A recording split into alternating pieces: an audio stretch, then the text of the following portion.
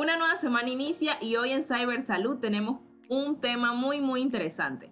Vamos a hablar sobre protocolo de retorno a labores y lo que es la preservación de la salud frente al COVID. Hoy me acompaña nuestro querido licenciado Michael Valdés, la licenciada Lourdes Irribarren y el doctor Ramiro Campos. ¿Cómo se encuentran? Muy bien, empezando esta semana. Lynn, ¿cómo están ustedes, chicos? Muy Bastante bien. bien, gracias a Dios. Muy bien. Extrañando Cibersalud cuando tuvimos una semana fuera. Dios, Sí, Hoy sí, sí, mucho la trabajo, lluvia y ¿verdad? los problemas técnicos de verdad nos han estado, pero bueno, nos ayudaron volvemos. mucho.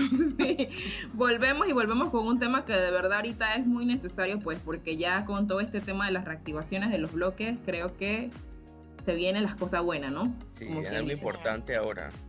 Claro, es un Entonces tema que tenemos podemos- acá el especialista del área, el señor Michael Valdés, es licenciado en Seguridad y Salud Ocupacional. Aparte de que vayamos a hablar sobre el mismo proceso como tal, me gustaría pues recalcar la importancia del idóneo dentro de este proceso, porque realmente es importante que exista una persona que tenga todos los diferentes enfoques y los diferentes escenarios frente a los riesgos que puede tener una persona y las medidas que hay que tener. Entonces, Michael, la verdad es que quiero que nosotros pues podamos realizar un conversatorio abierto y nos puedas informar dentro de tu formación qué aspectos pues generales nosotros debemos salvaguardar en esto y también pues ver tu punto de vista como disciplinar en todo este tema de retorno a labores. Claro que sí, muy buenos días a todos. En efecto, es un tema que ha venido generando controversia, sobre todo porque es una necesidad para todos los negocios hoy en día. Y es que cuando hablamos de retorno a las labores, pues consiguiendo siempre el control o evitar la generación o propagación de las enfermedades de COVID en los centros de trabajo, pues recurrimos a un especialista para que nos genere ese protocolo o para que nos oriente de cierto modo de cómo podemos actuar de manera preventiva, de manera tal que evitemos y logremos el objetivo, ¿no? Y en ese sentido, pues, y es un tema de debate hoy en día porque ha generado cierta suspicacia, y es que inicialmente este protocolo podría ser generado de cierto modo por especialistas en carreras afines. Sin embargo, posteriormente, de hecho, por parte de asociaciones y gremios afines a la seguridad y salud ocupacional, se generó un debate y en él se exigió de cierto modo que fuese elaborado por idóneos, ¿no? Posterior a eso, pues hubo un choque con el bloque empresarial, en el cual, sobre todo en el aspecto de empresas que tengan más de 51 colaboradores, en el cual pues dejaba abierto la posibilidad de ser realizado por especialistas en carreras afines, ¿no? Que si podemos ir viendo punto a punto, pues realmente genera cierto debate. Sin embargo, forma parte ya de la realidad que vivimos desde antes del COVID. Entonces, pues esto o este plan de retorno tiene como objetivo general, pues, alinear al empresario de manera tal que pueda, al momento de ir reabriendo sus negocios, cumplir con todos estos lineamientos dados ya por los organismos de salud, entes que emiten cada una de las recomendaciones para poder tener todas las medidas sanitarias, ¿no?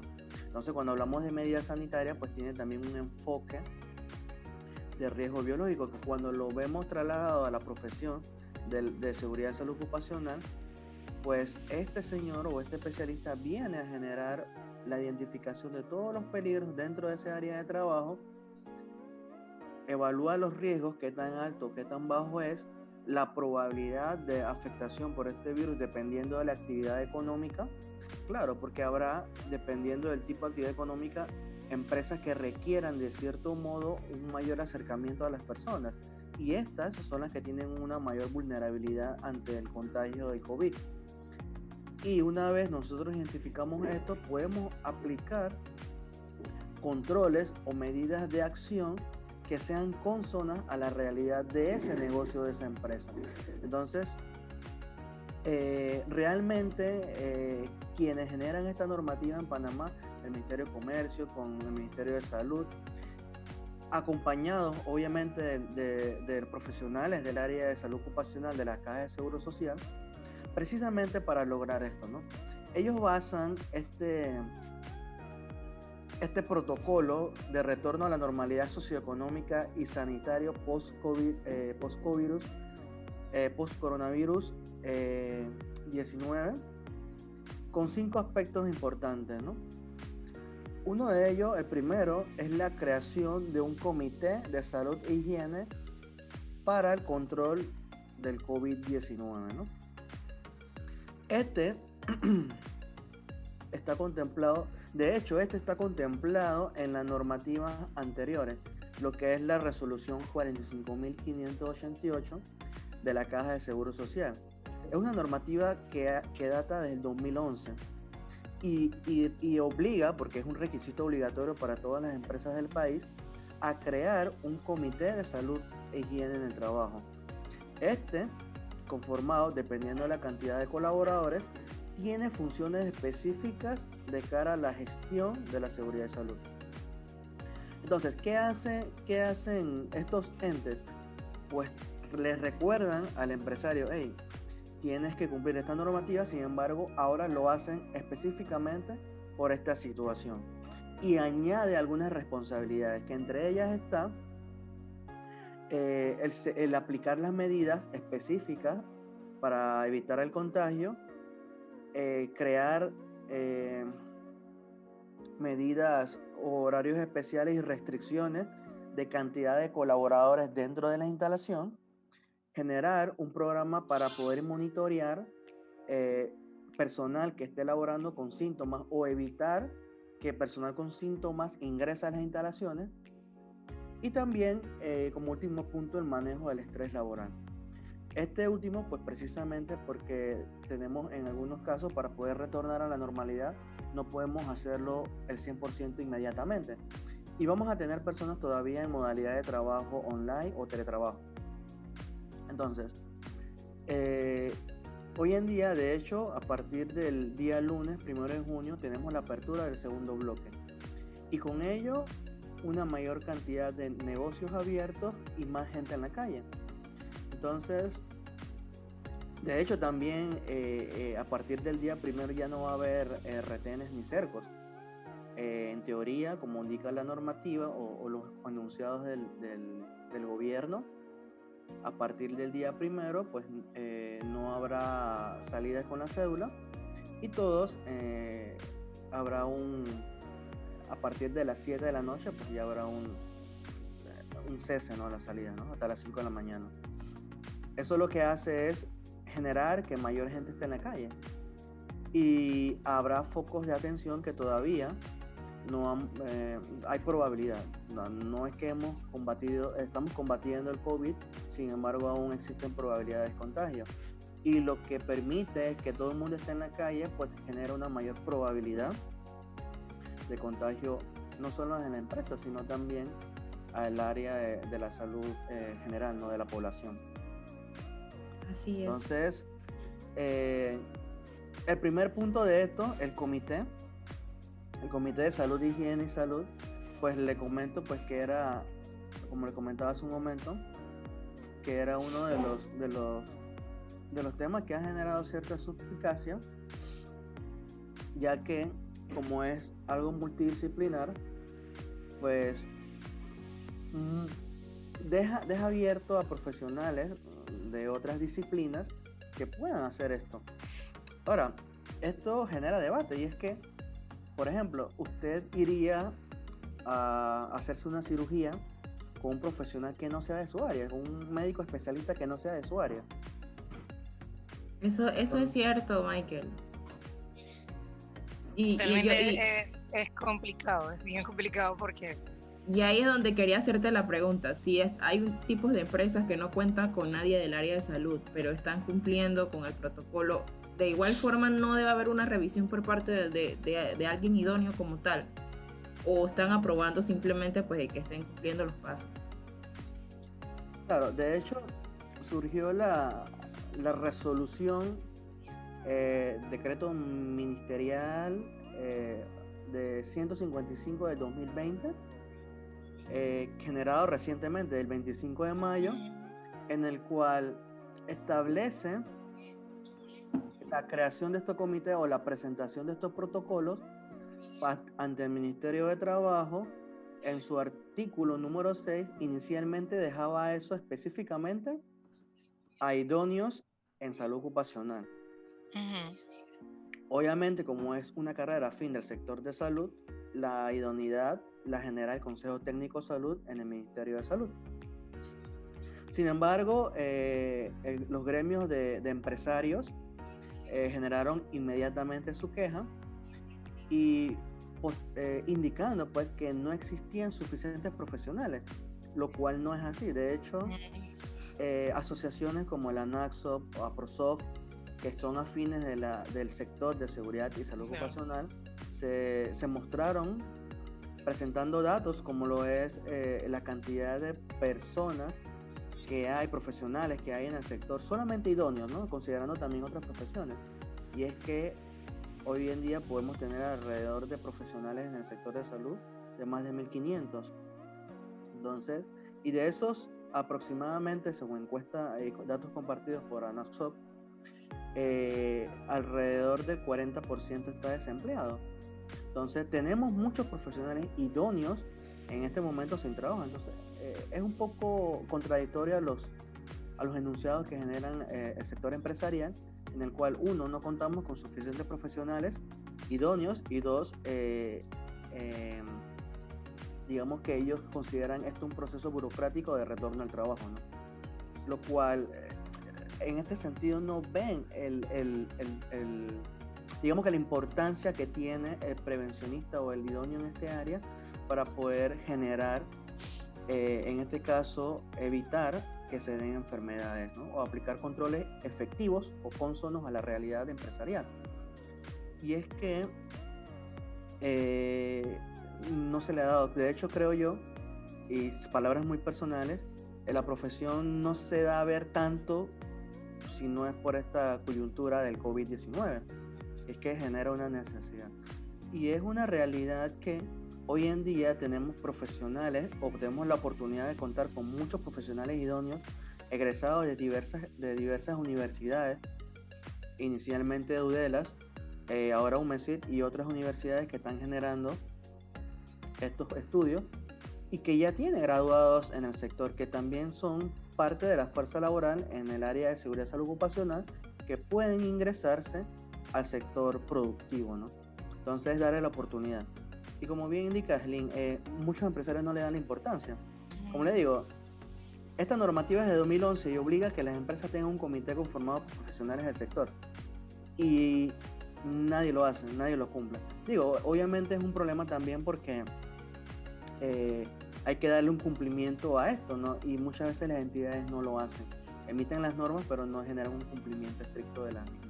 Y también pienso que es algo cultural, porque muchas veces enfocan salud y seguridad ocupacional con construcción, o sea, no lo ven enfocado, solamente lo ven en ese aspecto, a otros sectores empresariales. Entonces, por lo menos ayer me tocó escuchar en la noticia un empresario que decía que muchos comercios no iban a abrir porque ellos simplemente sentían que era absurdo el tipo de reglas que se les estaba pidiendo para la reapertura, pero o sea, no, creo que no, es como dice Michael, no han visto la magnitud de lo que puede ocasionar que no cumplan estas medidas. No, y como todo, o sea, todos los requisitos que tiene como personal idóneo cualquier especialista en el área de salud. Tú, Lynn, que eres fonoaudióloga, tienes una idoneidad que te hace competente dentro de eso, y yo como fisioterapeuta, pues también, igual en el tema de la parte de seguridad y salud ocupacional. ¿Regresó Ramiro? Sí. La tecnología nos quiere atropellar de vez en cuando. Profe, una consulta. Por lo menos en la parte de cuando ya una vez se establece el comité de salud, obedeciendo pues a los requisitos de la cantidad de personas por sede, por edificio, el funcionamiento de ese comité debe basarse en las funciones que establece el Ministerio de Salud y el Ministerio de Trabajo, pero también qué procesos como tal se sugieren para el mantenimiento, seguimiento, persecución de esas medidas y el compromiso del colaborador frente a ese comité. Claro, inicialmente es la conformación de ese comité, ¿no? Y luego que dependiendo de la cantidad de colaboradores y demás se presenta ante el Ministerio de Trabajo y según indican, que va a estar sujeto a una serie de inspecciones que no es un requisito para operar. O sea, uno puede operar y presentar su comité y su documentación de plan de retorno ante el Ministerio de Trabajo. Sin embargo, lo que indican es que está sujeto a inspección, en el cual se va a generar un sello Panamá saludable, ¿no? A las empresas que cumplan con todos estos parámetros consonos a la realidad de cada uno de sus negocios. Ahora bien, ¿cuáles son las funciones que tiene el comité como tal o que la empresa debe considerar al momento de presentar este plan de retorno? Uno, están las medidas de prevención y control. Y estas medidas de prevención y control deben ir asociadas obviamente al negocio, y debe tomar en cuenta no solamente el uso del equipo de protección personal, porque es un error común indicar que solamente es colocarse los guantes de la mascarilla.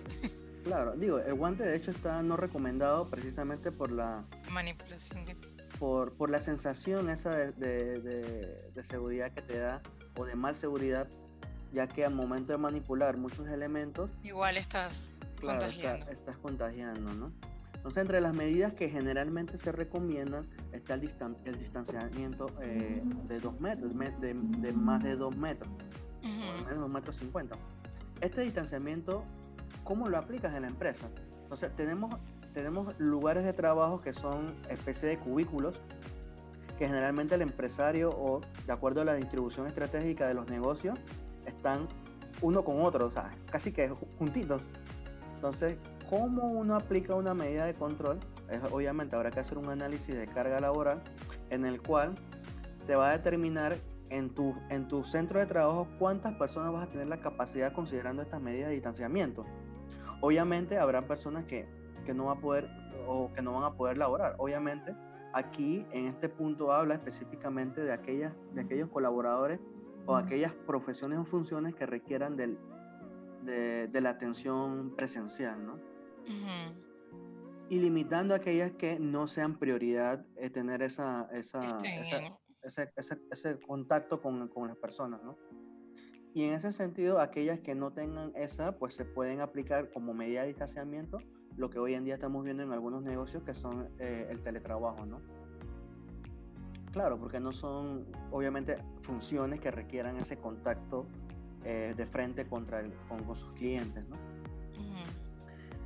Y también al momento de las entidades públicas o entidades o empresas que requieran o tienen mucha convergencia de personal. Hablamos en este caso de entidades públicas o de universidades, por ejemplo, que requieren de muchas personas que estén dentro de él. ¿Cómo vamos a lograr eso? ¿Cómo vamos a lograr ese distanciamiento? De hecho, si hoy en día yo estuve en la ciudad hace unos días, yo vivo en el área de Chorrera, y veía los metrobús, por ejemplo. Los buses estaban llenos. O sea, no había ningún tipo de cumplimiento de estas medidas de distanciamiento. Entonces ahí entra un poco lo que comentaba Lynn hace un momento, el tema de cultura. Nosotros como panameños todavía no es que no veamos la importancia, porque vemos a todo el mundo con mascarilla, tenemos miedo, nos preocupa enfermarnos porque es algo que está generando una consecuencia fatal. Sin embargo, todavía digo que estamos aflojando un poco los controles, ¿no? Personales sobre todo. Y obviamente al ser un tema de cultura, pues depende del profesional del área de seguridad y salud, y ahí entra otro de los controles, que es la formación o el generar cultura dentro de los trabajadores, generar esa conciencia de prevención, no verlo desde el punto de vista de que es una prioridad, porque obviamente las prioridades pueden cambiar de un momento a otro, sino verlo como un valor de vida. El poder cumplir con estas medidas de control sanitaria me va a evitar generar esa enfermedad, y también como repercusión evito también que mis familiares o cercanos se enfermen. Claro. Entonces esas formaciones que pueden ser de modo virtual o de modo presencial, obviamente cumpliendo las medidas de distancia, va a generar, en este caso, esa conciencia, ¿no?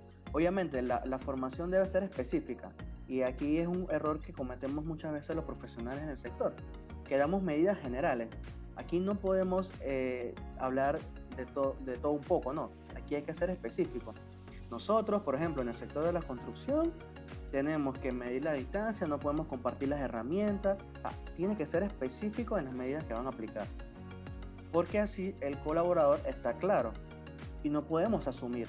No es que en la televisión dicen que son 2 metros, que usa tu mascarilla. No, tú debes decir desde un inicio, del momento de la reapertura de negocio, estas son las reglas del juego, debes cumplirlas, y obviamente, y ahí entra otro de los controles, que es la supervisión o seguimiento al cumplimiento de todas estas normativas, que en este caso es, obviamente yo establezco todos los controles en función de esa prevención, y le doy el seguimiento al cumplimiento de cada uno de ellos. Ahora, otro de los temas que también es muy importante y es cónsono a la realidad, es que se exigen los servicios de limpieza y desinfección. Y aquí entra un tema que ha generado también otro debate: cómo yo debo hacer la limpieza, cómo yo debo hacer la desinfección, que si debo hacer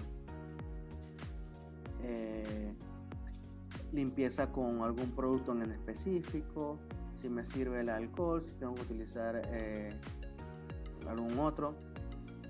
Entonces, ahí es importante, entre las recomendaciones que se dan, son la limpieza diaria, ¿no? Uh-huh. La limpieza diaria. Ahora sí, también exige la desinfección completa o a fondo cada 2 semanas del sitio de trabajo.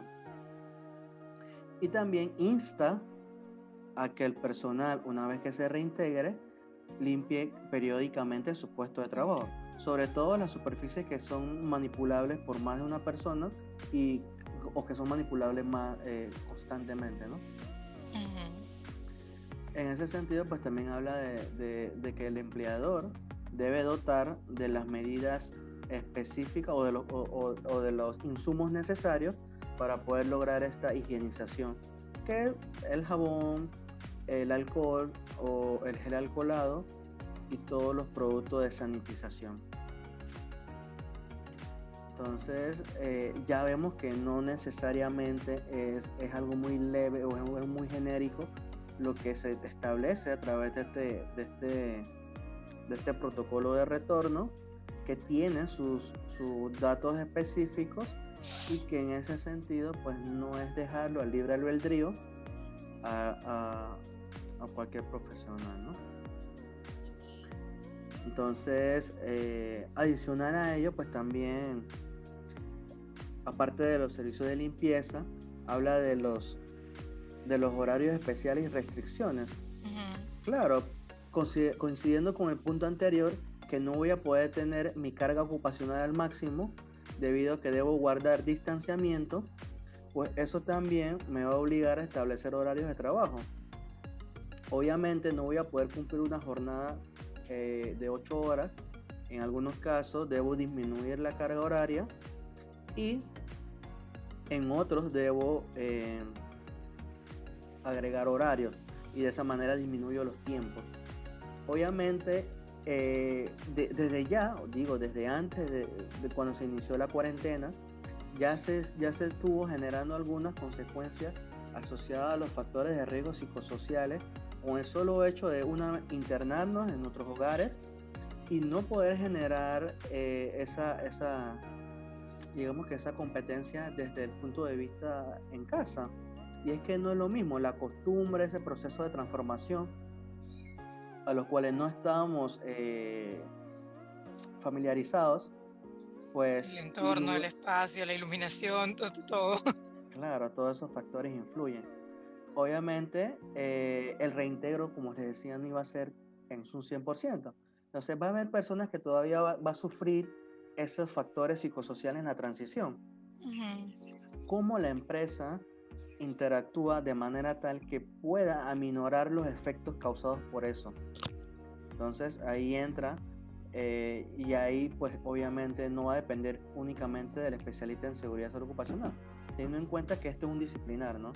Y ahí sí, obviamente, se especializará o habrá especialistas como lo hay en psicología del trabajo, que ahí sí pues pueden aplicar, obviamente, de acuerdo a la organización, las medidas de control. Y obviamente aquellas que sean de acuerdo a las necesidades psicosociales en la dimensión en que se manejen. De manera genérica se pueden aplicar encuestas que pueden generar ese dónde estoy, y acompañado de un especialista pues aplicar controles o medidas específicas. Una de esas que es muy fácil de utilizar y de hecho se recomienda también o permite que pueda ser utilizada por personal no especialista, es la encuesta o la encuesta del método ISTAS 21 o el cuestionario de Copenhague, que a través de 6 dimensiones psicológicas, psicosociales, disculpen, te da un balance de dónde está la carga mental o psicológica de cada uno de esos colaboradores. Y esta puede aplicarse con la tecnología hoy en día, ¿no? Y otro de los aspectos importantes que está vinculado también a esto y es más específico es el estrés, ¿no? Que forma parte también de los factores de riesgo psicosocial. Sin embargo, cómo tú generas la ruptura de la carga de trabajo momentáneamente, de manera tal que la persona pueda relajarse o pueda, como bien indica, generar una pausa que me genere esa oxigenación del cuerpo y de la mente, ¿no? De cierto modo. Sí, porque creo que con estas medidas, Michael, es algo que le va a generar estrés al usuario o al administrativo, aunque ya de pronto uno dice que no, pero yo siempre me lavo las manos, pero yo siempre, o sea, igual el que tú sepas que tienes que cumplir pues estas recomendaciones, ya eso como que te hace un peso de más. No, el simple hecho de pensar que pues que estoy sometido a algún tipo de contagio o no, y de la parte de la gente que continuaría en el teletrabajo, mantenerse distanciamiento social todavía genera un poquito más de ansiedad, como dice el profe, pues porque todos lo hemos vivido, todos ahorita hemos estado en la modalidad de teletrabajo y vincula muchas cosas, la presión familiar, los espacios compartidos, las tareas del hogar, las tareas de los hijos, y encima la carga laboral. Entonces todo eso va a generar mayor, como quien dice, ansiedad frente al colaborador, ¿no? Pero también en la parte, profe, del retorno como tal, ese compromiso que tiene el colaborador de adquirir y realmente practicar las medidas de seguridad, realmente como yo sé que a través de la docencia nosotros podemos lograr mucho, y más cuando tú tienes un tipo de colaborador comprometido con la institución y todo lo demás, y realmente concientizado con la realidad frente al tema de salud. ¿Qué otra recomendación tú darías para poder hacer esa vinculación con el colaborador? Claro, aquí, aparte de tratar de llegar a la conciencia generando cultura, pues uno puede también, es como diría yo, bueno, a la buena es esta, ¿no? Tú genero cultura, te enseño. Y a la mala es, obviamente, teniendo personas o personal que te vaya generando indicaciones, ¿no? Por ejemplo, si debes hacer una fila, obviamente tú, entre las medidas de control, vas a marcar o vas a señalizar el suelo, cumpliendo con el distanciamiento. Sin embargo, vas a tener personas, o puede que estén personas indicando, bueno, recuerden las medidas, recuerden esto, distanciamiento. Entonces, claro, inicialmente, pues ya tú de tanto calar, vas a calar, ¿no? Pero esto es una apuesta a la conciencia interna de cada uno, porque por más controles que uno pueda establecer, si la persona no colabora, no contribuye desde su punto de vista personal, pues es muy difícil generar los controles.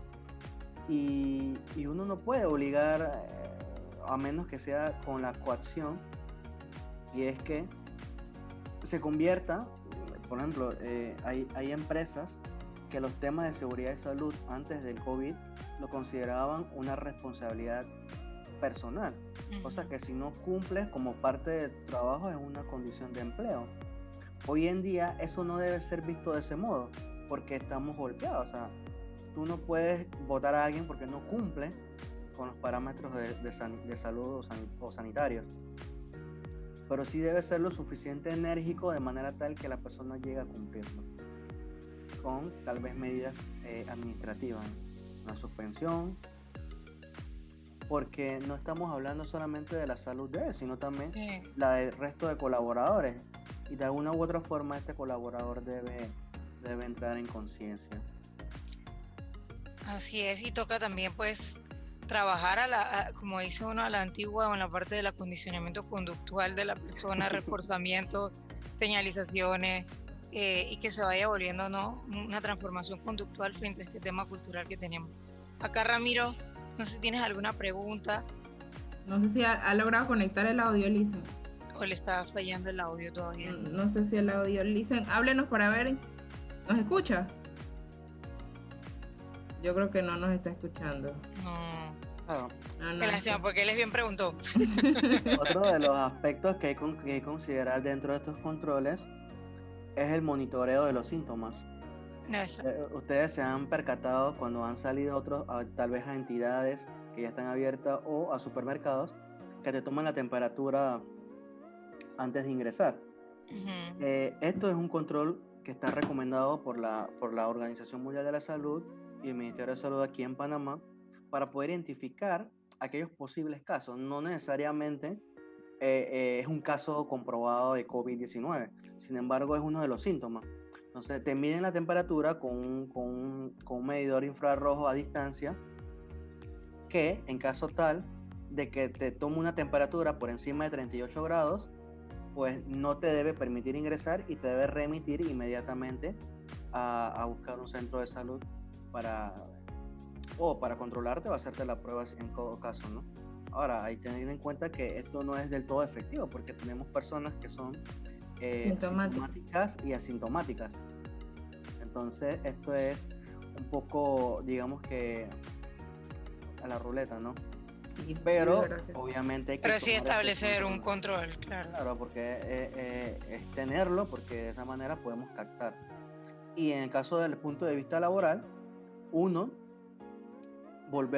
enviarlo a casa, que se recupere, y cuando no tenga síntomas de fiebre y demás, se reintegra el trabajo, o que la persona asista al médico para verificar su estado de salud. Michael, algo que me llama mucho la atención, ahora se está implementando el uso de las pantallas. Antes solamente lo estaban utilizando dentro de lo que era el sector salud, pero pues veo que ya lo están usando algunas personas también para salir a la calle. La pantalla te cubre de igual forma que la mascarilla, porque veo que hay personas que se la ponen con mascarilla y máscara y otros que simplemente utilizan la pantalla, ¿no? Entonces no sé si el uso adecuado es con ambas o solo puede ser con una.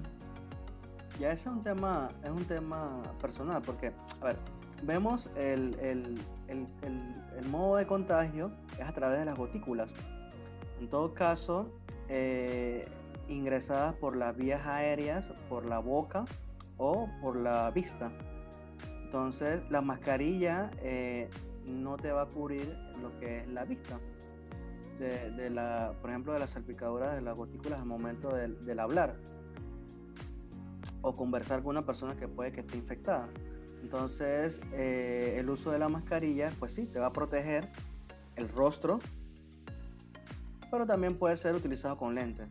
Ya digo, va a depender mucho, digamos que desde el punto de vista personal, porque puedo utilizar, además de la mascarilla, puedo utilizar lentes o gafas, obviamente que tengan la protección que te proteja lateral y la parte superior contra fluidos, o no usar lentes y utilizar la careta o la pantalla facial. Obviamente el uso de esto es constante y aquí es la recomendación de acuerdo a la actividad que realicen. Yo se le digo que es muy importante de acuerdo a la actividad que realicen, porque el definir un control antes sin evaluar los riesgos de cada una de esas actividades puede generar otros riesgos. Por ejemplo, imagínense que en un área de taller yo le establezca el usar este facial más la mascarilla a un colaborador en un lugar que la ventilación es muy limitada, pues la capacidad respiratoria puede disminuir de cierto modo, o se va a sentir el sofoco o la falta de aliento, ¿no? Que la mascarilla, disculpen, que la careta puede ser reemplazada por unas gafas que cumplan el mismo efectivo, Y pero que sea menos que tenga un restrictiva. poquito más de ventilación, de cierto modo, ¿no? Profe, y para la parte de, por lo menos en atención al público,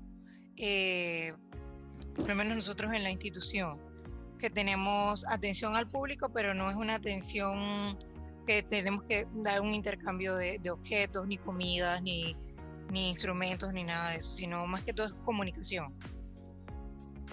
Claro. ¿Qué equipos de seguridad tú recomendarías? Claro, no nos vinculemos únicamente a los equipos de seguridad. También podemos aplicar otro tipo de controles. El distanciamiento es uno. Obviamente, desde la ventanilla de atención o el punto de atención, puedes limitar que la persona se acerque, ¿no? A través de un objeto que obstruya o que permita. Que indique también. Claro, que señalice, pero también que limite el acercarse, ¿no? He visto también que en algunos casos, sobre todo en atención al cliente, colocan una pantalla, ¿no? Ya sea de cristal o ya sea de plástico, de manera tal que evite que exista un intercambio de fluidos, en todo caso, al momento de hablar. Obviamente, esto forma parte de los elementos de limpieza permanente que comentaba hace un momento. Eso puede ser un control sobre todo. Y solamente dejas un espacio que permita la escucha y que generalmente si no es un sitio sellado ni nada, pues te va a permitir hablar incluso aunque esté completamente cerrado. Entonces, que permita la comunicación. Ahora bien, generalmente los métodos de pago se habla de que sean todos a través de en línea o el comercio electrónico. Sin embargo, obviamente, como todo, va a haber personas que sean reacias a la tecnología y que en algún momento dado, es que yo no uso banca en línea, es que yo no sé utilizar el pago de método de PayPal, etcétera. Tendrán o van a asistir personalmente, o simplemente no tienen los medios y tienen el dinero en efectivo. Entonces, ahí, bueno, obviamente tratar de limitar los pagos, ¿no? Transmitiendo a su público, a su clientela, cuáles son los métodos de pago, considerando como primordiales aquellos que sean electrónicos, ¿no? Que eviten el acercamiento, ¿no? Y en la medida señalizar, informar a tu público de cuáles son las medidas de control, no solamente a tu personal interno, sino toda la persona que viene ingresando. Claro, todas las partes interesadas. Llamamos al cliente final, a los colaboradores, a los proveedores o a cualquiera que se acerque al sitio en el cual tienen la actividad económica, ¿no? Claro. No, profe, súper interesante y más que todo, pues también pienso que aprovechar la oportunidad de resaltar la importancia del personal idóneo es realmente vital y que existen universidades e instituciones que se han dedicado a la formación idónea para este tipo de cosas, pero pues realmente es muy importante para mí que se entienda la importancia del licenciado o técnico en seguridad y salud ocupacional frente a todo esto. Y no solamente por COVID, sino por todos, como veníamos diciendo, desde hace mucho tiempo existe la normativa de los comités y quienes deben pertenecer y realmente en muy pocas empresas se practica. Y como decía Lynn, pues muchas veces abocamos pensando que solamente la parte de seguridad y salud ocupacional vincula con el sector industrial. Y realmente el idóneo en este tipo de disciplinas actúa en muchas de las áreas realmente en todas las áreas donde exista empresas y colaboradores, porque vigila precisamente el bienestar institucional de cada uno de los colaboradores y empresarios. Así que, profe, muchísimas gracias. Lynn, no sé si quieres algo para poder ir cerrando. Yo la verdad estoy complacida pues con todo el tema y creo que es un tema muy pertinente ahorita pues con todo este tema de la pandemia. Yo creo que entre más informados estemos mejor, no solamente que sea parte de la institución protegernos, sino nosotros también como colaboradores hacerlo, porque la verdad es que no solamente por verlo del punto de vista de uno mismo como persona, pienso que también como cuidar a nuestra familia, pues porque igual vamos a estar expuestos, entonces es muy importante. Creo que el profe Ramiro logró llegar. Al final pude. Ay, por eso. Sí, Estuviste ahí, Ramiro, siempre. Pero estuve allí, siempre Así estuve es. allí, escuchando, no podía hablar. Ah, ok, pobrecito. Ya estamos cerrando, Qué Ramiro. bueno. Así que, Ramiro, yo sé que tú eres del área de salud y estás muy vinculado con todo este proceso también. Unas últimas recomendaciones a manera, desde tu área profesional, para todo este reintegro a las labores que tú nos puedas regalar. Es básico el equipo de protección personal, tanto del empleador como el que el empleado lo utilice, eso es básico.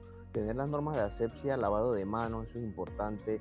El uso de equipo de protección a las personas que van a trabajar, con toda persona que genere aerosol en boca, eso es básico. Así que a las personas que nos escuchan, por favor, el primer sistema de protección es uno mismo. Claro. De verdad que sí, y yo creo también, pues, muy importante lo que dijo también el licenciado Michael. De verdad, pues, tratar de que las empresas nos armemos, pues, ese equipo de disciplina para poder que sea multidisciplinario, pero pues que tratemos de llevar de la mejor forma, pues, esta parte de la bioseguridad, ¿no? Y también pues tratar de que sean idóneos, porque muchas veces siempre está el juega vivo de la empresa que de pronto pues piensa que esto es algo que no es importante, pero la verdad sí, creo que no está de más. Siempre no solamente se enfoquen en la parte de pues cómo se reincorpora a la empresa desde la parte económica, sino también pues de la parte de la salud de cada uno de sus colaboradores, ¿no? Así es. Claro, recientemente la pandemia nos ha enseñado que la seguridad y salud ocupacional es importante, sobre todo a controlar esta crisis sanitaria a nivel global, ¿no? De hecho, un dato interesante, este año el Día Internacional de la Seguridad y Salud en el Trabajo iba vinculado al bullying o al acoso laboral, ¿no? Sin embargo, por el tema de la pandemia cambió el lema a Detengamos la Pandemia, que está vinculado a los riesgos biológicos y psicosociales generados, no solo en el sector salud, sino en todos los sectores económicos, producto del COVID-19, ¿no? Entonces, a todos nos enseñó de igual modo, unos más que otros. Sin embargo, el empresario debe entrar en razón y tomar en cuenta que la seguridad y salud ocupacional, el único objetivo que tiene de cara a los procesos de trabajo es evitar que se generen accidentes de trabajo y enfermedades de tipo ocupacional. Y hoy en día que se genere COVID-19 en tu centro de trabajo es considerada una enfermedad profesional. Entonces, sí, a prevenir. Yo creo que sí. Claro. Bueno, de Todos verdad a que prevenir.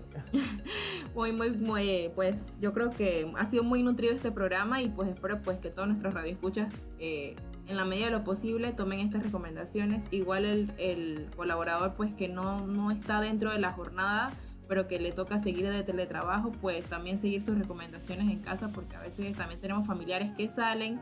Pienso que la gente ha bajado mucho la guardia con eso y de verdad es que tener en cuenta pues de seguridad. así mismo es, tener en cuenta eso. Así que bueno, muchas gracias queridos colegas, nos vemos entonces en otro programa de Cyber Salud. Hasta pronto. Chao, Chao, gracias.